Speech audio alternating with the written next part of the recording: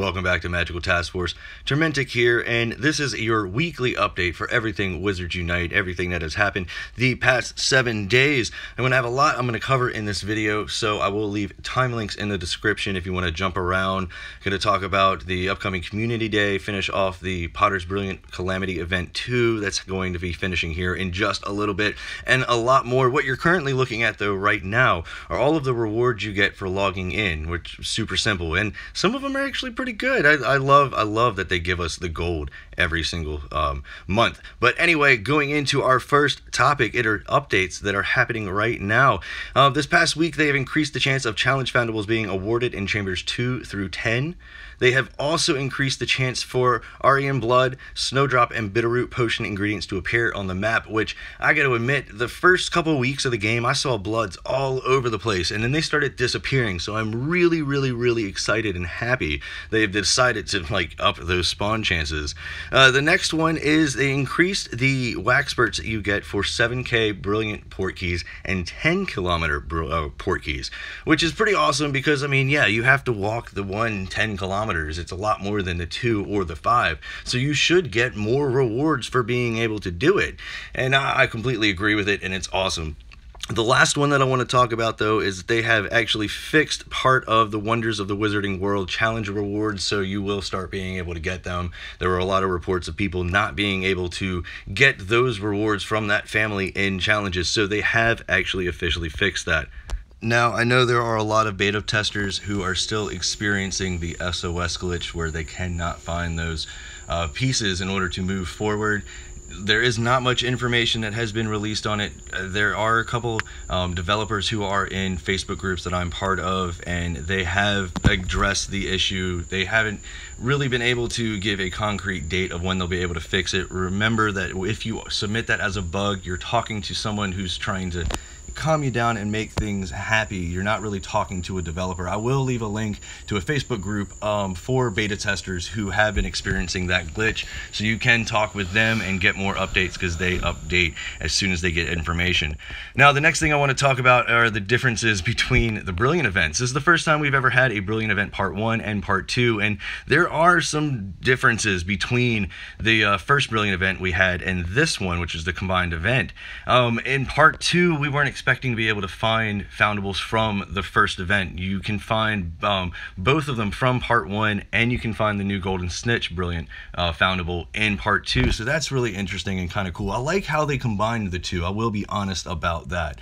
Now, there's one thing that we kind of really messed up on, and it was the port keys, because if you remember from the first Brilliant event, you could, if you kept those port keys and then started walking them after the event ended and opened them during Potter's Calamity 1, you got the new fragments. And this was not, you had to pick up brand new port keys. So a lot of people were upset they had to walk an extra 7 kilometers because, I mean, plus it was the silver keys. A lot of people spent silver keys on those.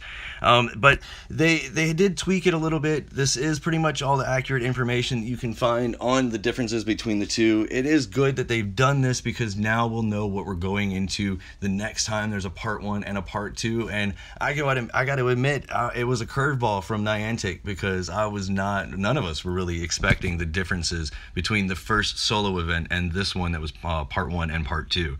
Now, what you're looking at are all of the quests that you need to do in order to fulfill the actual Brilliant event. I know a lot of you actually have already finished this.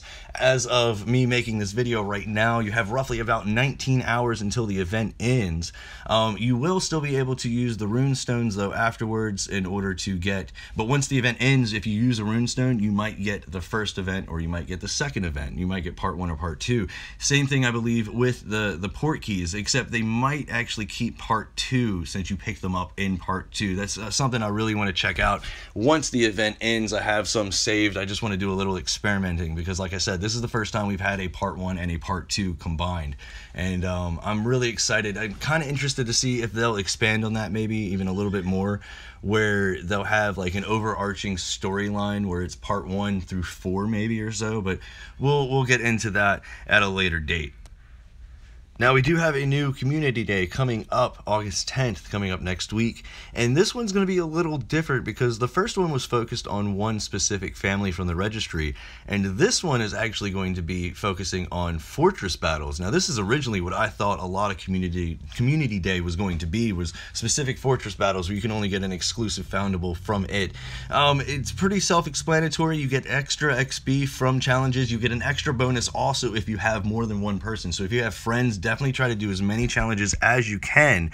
Your healing potions they'll brew quicker, but they'll also give you more stamina back. If you use the rental cauldron, potions will be reduced in time in order to actually brew them, and there'll of course be a free store energy pack that you'll be able to get. Now, this right here is a really awesome infographic. I'll share a link to Orange Wizard's Facebook page, but these are all of the foundables that you can only find in fortresses, just to give you an idea of if you want to go specifically for one family or another. Now, remember that even though if you use a runestone for a specific family, that does not mean you're going to get a foundable from that family. It is a higher chance, but it doesn't actually make it automatic to where, like, if you actually use a dark arts, you're not automatically guaranteed to get a dark arts reward. But it pretty much, for the most part, I've experienced, you get the part from the family that you use this the runestone from. And I mean, I want to say roughly it's probably about 75% that I've experienced. But these right here, though, again, are all of the ones that you'll be able to find, and it just depends on which family you really want to go for. I personally might try to do Ministry of Magic because I'm very close to being able to prestige that page. So I'm excited for this picture. Like I said, I'll leave a link in the description in order for you to be able to give it a closer look and potentially maybe save it for yourself.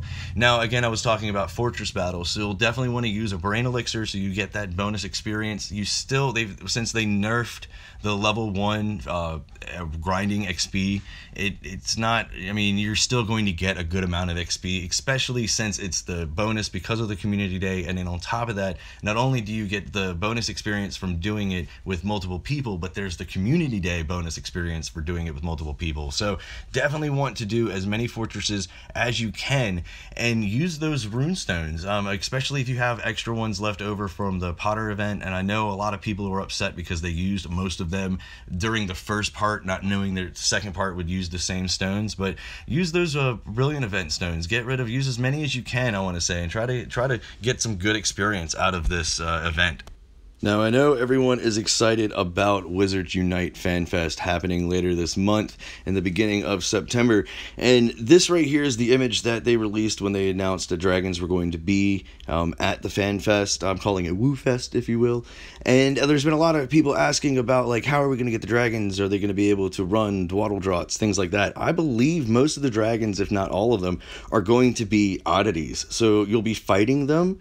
And so you might want to get, like, if you were going to prepare for Wizards Fest, and we'll have more information coming in the later weeks, I would say definitely want EX potions, you definitely want healing potions, things of that nature in order to be able to fight these things. They'll probably be pretty difficult. I like the idea, though, personally, that these will become the first regionals for the game.